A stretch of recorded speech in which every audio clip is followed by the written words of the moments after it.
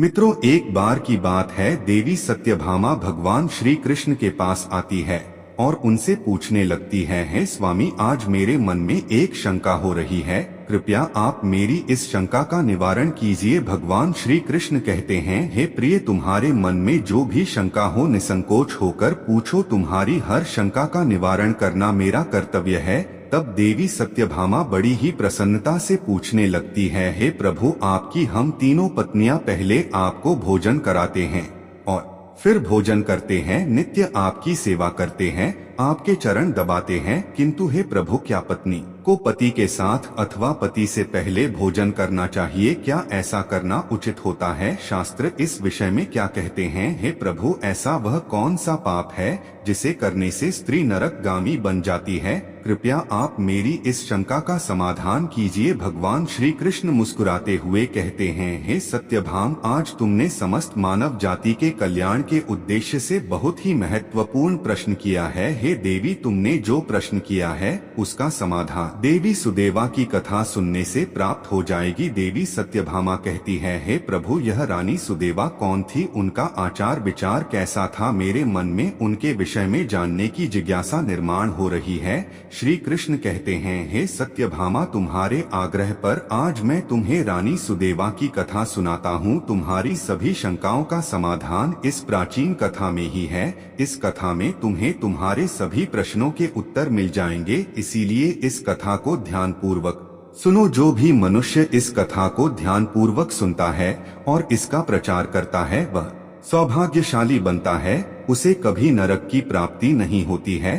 फिर देवी सत्यभामा कहती है, हे स्वामी, मैं इस कथा को अवश्य ध्यानपूर्वक सुनूंगी, कृपया आप इस कथा को कहिए। भगवान श्री कृष्ण कहते हैं, हे सत्यभामा, फिर सुनो इस कथा को। प्राचीन काल में अयोध्यापुरी में महाराज इवाक राज्य करते थे। वे धर्म का पालन करने वाले गुणवान, चरित्रवान और अत्यंत कुशल सम्राट थे। उनका विवाह काशी नरेश की पुत्री सुदेवा के साथ हुआ था। सुदेवा सत्य का व्रत पालन करने में तत्पर, गुणवान, चरित्रवान तथा महान पतिव्रता थी। महाराज इवाक पुण्यात्मा थे। उन्होंने अनेक यज्ञ तथा अनेक पुण्य के कार्य किए थे। उन्होंने देवालय बनवाए, पोखरे खुदवा, अनेक वाटिका बनवाई तथा वे साधु संतों की रक्षा में सदैव ही तत्पर रहते थे। महाराज इवाक के नगर के समीप एक घना जंगल था। उस जंगल में एक सूअर अपनी पत्नी और पुत्र पुत्रियों के साथ रहा करता था। वह सूअर बड़ा ही विशालकाय और भयंकर आकार वाला था, जिससे सभी मनुष्य भयभीत रहते थे। उस सूअर के भय से मनुष्य उस वन के मार्ग से जाने से डरते थे। फिर जब यह बात महाराज को पता चली तो उन्होंने उस सूअर का शिकार करने का सोचा और फिर एक दिन महाराज अपनी पत्नी सुदेवा तथा अनेक सैनिकों और कुत्तों को लेकर उस वन में शिकार करने के लिए चले गए। महाराज बड़े पराक्रमी थे। उन्होंने अनेक विशालकाय शेरों का तथा राक्षसों का वध किया था। इसीलिए वे इस भयंकर सूअर से नगरवासियों की रक्षा करने के लिए उस वन में उस सूअर का शिकार करने के लिए आ गए। जब उस भयंकर आकार वाले सूअर ने महाराज को वन की तरफ आता देखा तो वह सूअर अपनी पत्नी से कहने लगा, हे प्रिय, देखो, यह कौशल देश के महान सम्राट इवाक है। वे महापराक्रमी और महातेजस्वी हैं और वे इस वन में मेरी शिकार करने के लिए आ रहे हैं। उनके साथ बहुत से कुत्ते और सैनिक हैं। इसमें तनिक भी संदेह नहीं कि वे मुझ पर ही प्रहार करेंगे। महाराज बड़े पुण्यात्मा है। यह राजाओं के भी राजा है। समस्त विश्व इनके अधीन है। हे प्रिय, मैं तुम सबकी रक्षा करने के लिए अपना पराक्रम दिखाता हुआ महाराज के साथ युद्ध करूंगा। अगर युद्ध में मैंने इनको पराजित कर दिया तो तीनों लोकों में मेरी कीर्ति हो जाएगी, और यदि मैं इनके हाथ से मारा भी गया तो मुझे इस सूअर के जन्म से छुटकारा मिलेगा और मैं विष्णु लोक को चला जाऊंगा। मेरे पिछले जन्म के पाप के कारण ही मुझे सूअर का जन्म प्राप्त हुआ है। हे प्रिय, तुम मेरा मोह छोड़कर हमारे पुत्र और पुत्री को लेकर पर्वत की गुफा में चली जाओ। अब समय आ गया है कि मैं अपने पूर्व जन्मों के पापों से मुक्त हो जाऊं। जब महाराज के बाण मेरे शरीर को घायल कर देंगे तो एक एक बाण से मेरे पूर्व जन्म के पाप नष्ट हो जाएंगे। फिर उस सूअर की पत्नी बोलने लगती है, हे नाथ, हमारे बच्चे आपके ही पराक्रम और साहस के कारण इस वन में निर्भय होकर विचरण करते हैं, कोमल कोमल फूलों का आहार ग्रहण करते हैं। आप ही के कारण इन्हें शेर, सियार आदि जंगली जानवरों का भय नहीं है। क्योंकि आप ही इनकी रक्षा करते हैं। आपके भीषण रूप को देखकर कोई भी शिकारी हमारी शिकार करने के लिए इस वन में नहीं आता है। अगर आपकी मृत्यु हो जाएगी तो फिर मेरी और हमारे पुत्रों की रक्षा कौन करेगा? आपके बिना हम असहाय हो जाएंगे। पति के बिना मेरा क्या होगा? उत्तम सुवर्ण के गहने आभूषण वस्त्र पहनकर भी कोई भी स्त्री पति के बिना शोभा नहीं पाती है। पति से ही स्त्री को सौंदर्य और शोभा प्राप्त होती है।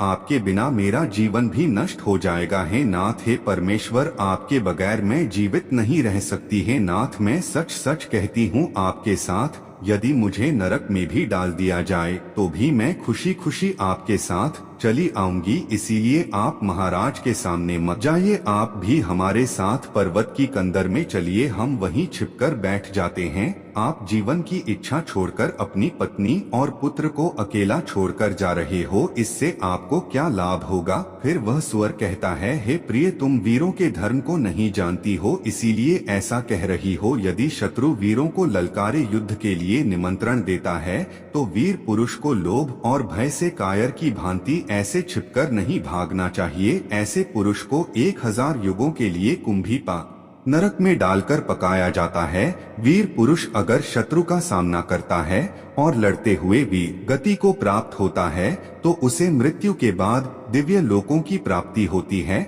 आज महाराज हमारे पास युद्ध करने के लिए आए हैं। वे हमारे अतिथि हैं और अतिथि का अनादर नहीं करना चाहिए। अतिथि का अनादर साक्षात भगवान विष्णु का अपमान होता है, इसीलिए उनके साथ युद्ध करना मेरा कर्तव्य है। फिर वह सुअर की पत्नी बोलती है, हे प्राणनाथ, ठीक है, यदि आप महाराज के साथ युद्ध करना चाहते हैं तो मैं भी आपके साथ रहकर आपका पराक्रम देखूंगी। इतना कहकर उस सुअर की पत्नी ने अपने पुत्रों को बुलाकर कहा, हे पुत्रों, मेरी बात सुनो। आज युद्ध भूमि में अतिथि आए हैं, उनका सत्कार करने के लिए और उनसे युद्ध करने के लिए तुम्हारे पिता जा रहे हैं और उनके साथ मैं भी जा रही हूँ। इसीलिए तुम सभी अपने भाइयों को लेकर पर्वत की गुफा में जाकर छिप जाओ। महाराज बड़े बलवान है, वे इस युद्ध में हमारा सहार कर डालेंगे, इसीलिए तुम लोग यहाँ से भाग जाओ और अपने प्राण बचाओ। फिर वह सुअर के छोटे छोटे बच्चे बोलने लगे, हे माँ, जो पुत्र अपने माता पिता को संकट में छोड़कर भाग जाते हैं वे महापापी होते हैं, उन्हें घोर नरक में डाला जाता है। जो निर्दय पुत्र अपनी माँ का दूध पीकर उसे दुख में छोड़कर भाग जाता है, जो पुत्र अपने बाप को विपत्ति में देखकर छोड़कर चला जाता है, वह कीड़ों से भरे हुए दुर्गंधी युक्त नरक में गिरता है।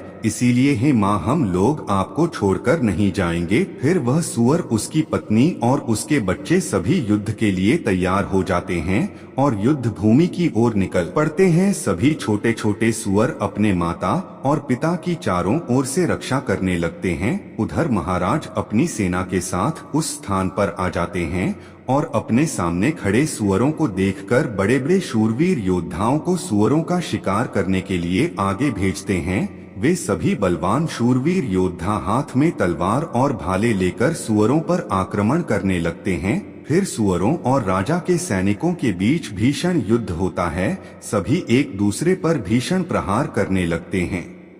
सुअर अपने दांत से सैनिकों को मारने लगते हैं तो सैनिक अपने भालों से सुअरों को मारने लगते हैं। इस युद्ध में अनेक सुअर मर खप गए, कितने ही घायल हुए और महाराज के अनेक सिपाही भी मर गए और घायल हुए। अब केवल वह सुअर, उसकी पत्नी और उसके कुछ 5-7 पुत्र ही बचे थे। अपने सभी पुत्रों को मरा हुआ देखकर सुअर की पत्नी भयभीत हो गई और अपने पति से कहने लगी, हे नाथ, मुझे और इन बालकों को लेकर यहाँ से चलो, नहीं तो हमारा वंश नष्ट हो जाएगा। कृपया हम सभी अपने प्राण बचाकर भाग चलते हैं, नहीं तो महाराज हम सभी को मार डालेंगे। फिर सुअर कहने लगता है, हे प्रिय, 2 शेरों के बीच में एक सुअर पानी पी सकता है, लेकिन 2 सुअरों के बीच में एक शेर पानी नहीं पी सकता। सुअर जाति में ऐसा बल देखा जाता है, इसी कारण से सुअर से सभी भयभीत हो जाते हैं। अगर इस समय पर मैं मृत्यु के भय से भाग जाऊंगा तो मेरी सुअर जाति की प्रसिद्धि नष्ट हो जाएगी। इसीलिए हे प्रिय, तुम हमारे बच्चों को लेकर यहाँ से चली जाओ और सुखपूर्वक जीवन व्यतीत करो। इतना सुनकर सुअर की पत्नी बोली है नाथ, मैं आपसे बहुत प्रेम करती हूँ। आपने मेरा आदर सम्मान करके और मेरी रक्षा करके मेरे मन को जीत लिया है। आपसे मेरा मोह कभी नहीं छूटेगा, इसीलिए मैं अपने पुत्रों के साथ आपके सामने ही प्राण त्याग दूंगी, किंतु आपको अकेला छोड़कर नहीं जाऊंगी। फिर वह सुअर और उसकी पत्नी दोनों ही महाराज से युद्ध करने के लिए आगे आते हैं। वह सुअर भयंकर गर्जना करता हुआ महाराज को युद्ध के लिए ललकारता है। वह सुअर उसके सामने आए बड़े बड़े वीर योद्धाओं को अपने दांतों से तिनके की भांति उठाकर फेंकने लगता है। अपने सैनिकों को मरता हुआ देखकर महाराज को क्रोध आ जाता है और वे अपना धनुष्य निकालकर उस सुअर पर बड़े वेग से आक्रमण करते हैं। महाराज का एक बाण तीव्र गति से जाकर उस सुअर के शरीर में घुस जाता है और वह सुअर जमीन पर गिर जाता है। फिर महाराज उस पर प्रहार करते हैं और सुअर को मार डालते हैं। सुअर के मरते ही उसके प्राण निकलते हैं और विष्णु लोक को चले जाते हैं। फिर महाराज के सैनिक अपने हाथ में भाले लेकर उस सुअर की पत्नी को मारने के लिए उसकी ओर जाने लगते हैं। सुअर की पत्नी अपने बच्चों के सामने खड़ी हो जाती है और बच्चों से कहती है, बच्चों मैं जब तक यहाँ पर खड़ी हूँ तुम यहाँ से भाग जाओ। सुअर का बड़ा बेटा बोलता है, हे माता, अपने प्राणों के भय से मैं आपको मरने के लिए छोड़कर कैसे भाग जाऊं? अगर मैं ऐसा करूं तो मुझ पर धिक्कार है। मैं युद्ध में शत्रु को परास्त करूंगा। तुम अपने पुत्रों को लेकर यहाँ से चली जाओ। फिर वह सुअर की पत्नी बोली, हे पुत्र, मैं महापापिनी तुझे अकेला छोड़कर कैसे चली जाऊं? इतने में ही राजा के सैनिक उन सुअरों के पास आते हैं और उन पर प्रहार करने लगते हैं। सुअर का बड़ा बेटा भयंकर युद्ध करता है और अनेक सैनिकों को मार गिराता है। तब महाराज आगे आकर उस सुअर के बड़े बेटे को भी मार डालते हैं। अपने पुत्र को मरा हुआ देखकर सुअर की पत्नी बहुत क्रोधित हो जाती है और भीषण प्रहार करने लगती है। उसने भी अनेक सैनिकों को मार डाला। इस घटना को महारानी सुदेवा देख रही थी। तब वह महाराज से कहती है, हे महाराज, उस सुअर की पत्नी आपके सैनिकों को मार रही है,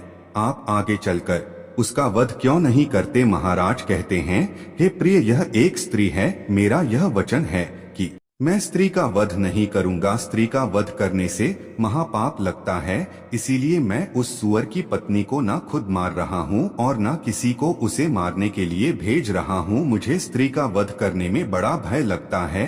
इतना कहकर महाराज चुप हो गए। फिर महाराज की सेना में भार्गव नाम का एक बलवान सिपाही था। उसने उस सुअर की पत्नी पर प्रहार किया और उसे जमीन पर गिरा दिया। सुअर की पत्नी मूर्छित होकर जमीन पर गिर पड़ी और लंबी लंबी सांसें लेने लगी। जब रानी सुदेवा ने सुवर्णी को धरती पर बेहोश अवस्था में देखा तो उन्हें उस सुवर्णी पर बड़ी दया आ गई। उन्होंने ठंडा जल उस सुवर्णी के मुख में डाला और फिर उसके सारे शरीर पर डाल दिया, जिससे उस सुवर्णी को होश आया। सुवर्णी ने रानी को उस पर शीतल जल डालते हुए देखा तो वह बहुत प्रसन्न हुई और मनुष्य की वाणी में बोलने लगी, हे देवी, तुमने मुझ पर ठंडा जल डालकर मुझे कष्ट से मुक्ति दिलाई है। तुम्हारा कल्याण हो। सुवर्णी के ऐसे वचन सुनकर रानी सुदेवा को बड़ा आश्चर्य हुआ। वह सोचने लगी, यह तो आज मैंने बड़ी विचित्र बात देखी। यह सुवर्णी तो मनुष्य की वाणी में सुंदर और स्पष्ट संस्कृत बोल रही है।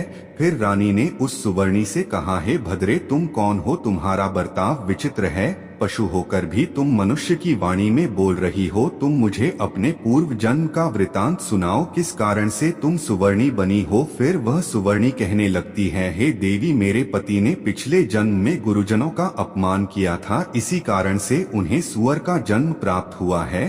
अब मैं आपको मेरे पूर्व जन्म की कहानी बताती हूँ। है देवी, कलिंग नाम के देश में श्रीपुर नाम का एक सुंदर नगर था।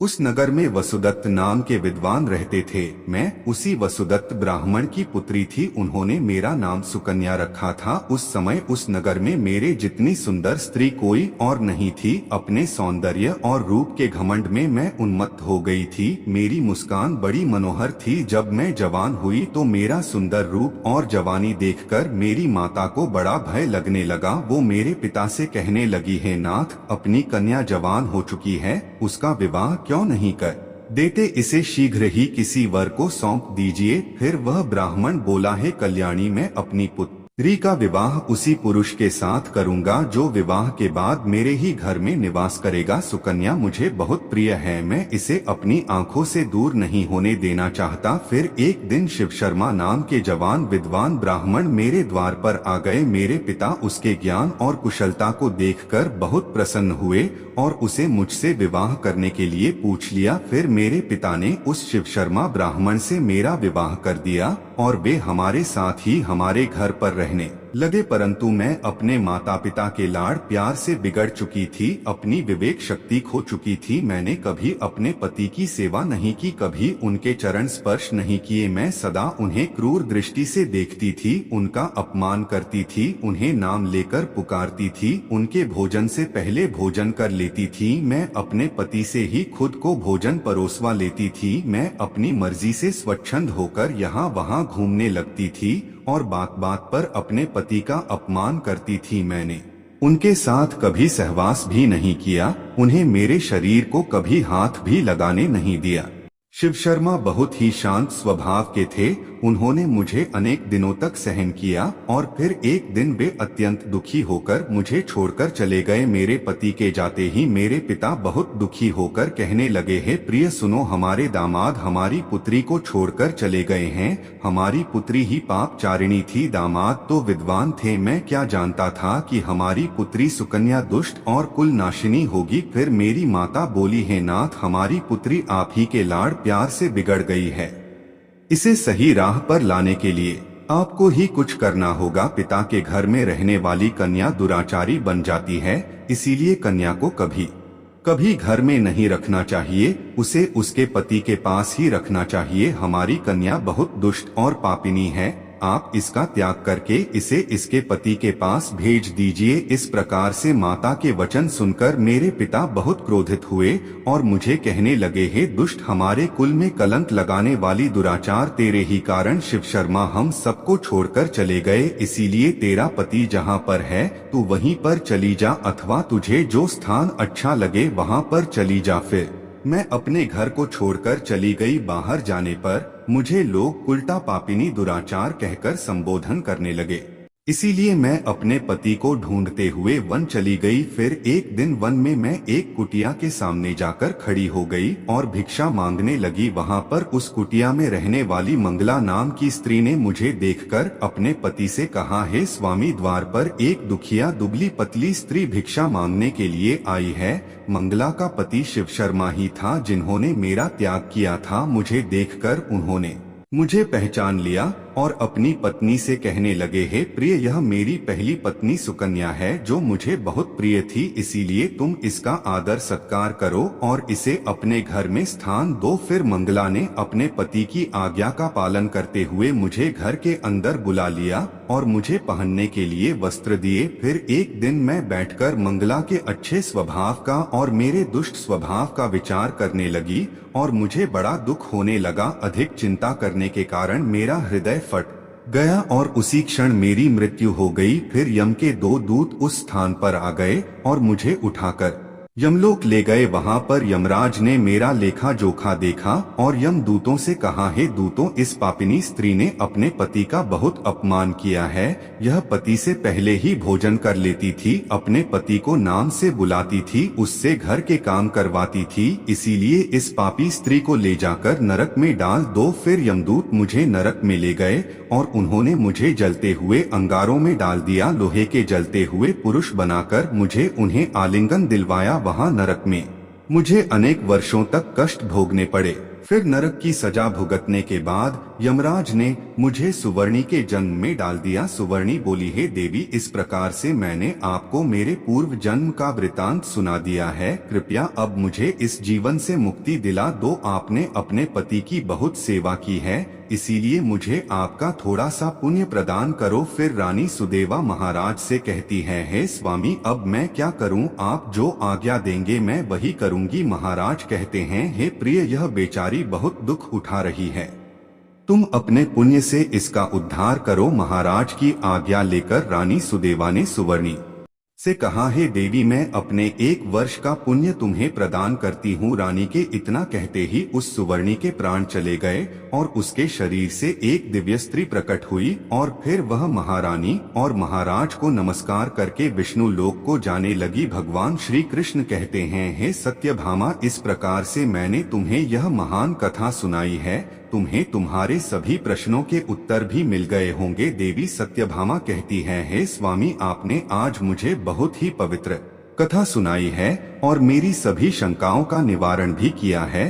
तो मित्रों, उम्मीद है आपको भी यह कथा पसंद आई होगी। कथा कैसी लगी कमेंट करके जरूर बताएं। जानकारी अच्छी लगी तो वीडियो को लाइक जरूर करें और कमेंट में जय श्री कृष्ण अवश्य लिखें। साथ ही चैनल को सब्सक्राइब करें। आप सभी का धन्यवाद।